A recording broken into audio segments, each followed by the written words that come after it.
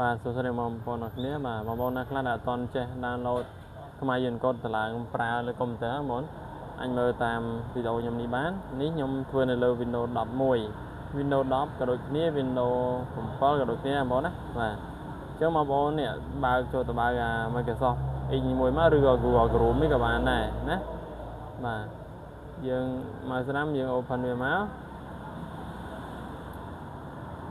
ម្នាក់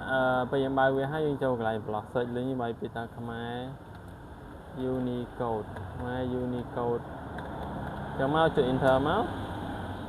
វានឹងចូល website នេះ source.net ចូលនេះវិញមក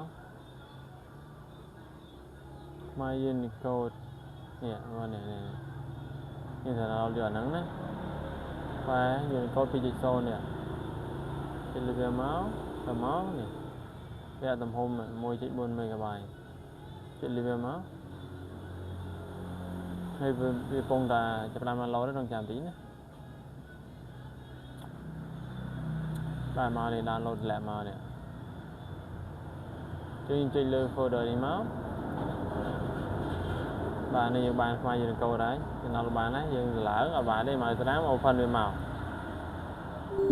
ហើយយកចេះកន្លែងមានសួរមិញយកចេះហើយ next មកបង next បាទ finish មកចប់រួចរាល់ក៏យើងឡើងហើយយើងចូលកន្លែងនេះហើយយើងចុចមក keyboard នេះមកបន្តមកទៀតបងប្អូនមើលនេះគេវាមានខ្មែរនិងអង់គ្លេសភាសាអង់គ្លេសភាសាខ្មែរតែយើងត្រូវកំណត់ keyboard ថែមទៀតណាចុចលើក្បាលគ្រាប់នេះមកចុចវាមកហើយយកពាក្យថា options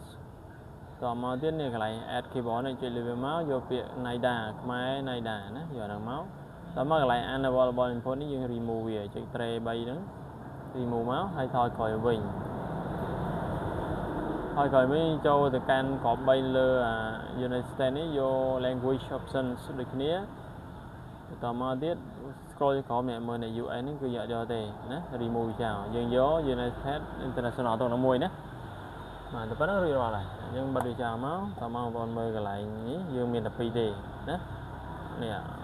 English United States International ហើយនឹងខ្មែរ NAIDA តែប៉ុណ្្នឹងឯងប៉ុណ្្នឹងរួចរាល់បងប្អូនជួយ like share អរគ្នានឹងដើម្បីទទួលបានវីដេអូថ្មីទៀតអរគុណ